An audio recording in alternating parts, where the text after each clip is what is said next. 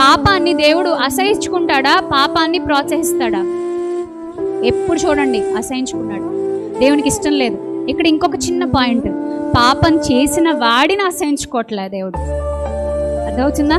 పాపం చేసిన వాడిని అసహించుకోవట్లే, కానీ పాపాన్ని అసహించుకుంటున్నాడు. బికాస్ దేవుని వలన పాపం పుట్టినది కాదు. పాపమునకు జనకుడు ఎవరు? అపవాది. వాడు పాపము ప్రపంచంలో ప్రబలడానికి వాడి వంతు వాడు కృషి చేస్తూనే ఉన్నాడు ఇప్పటికీ.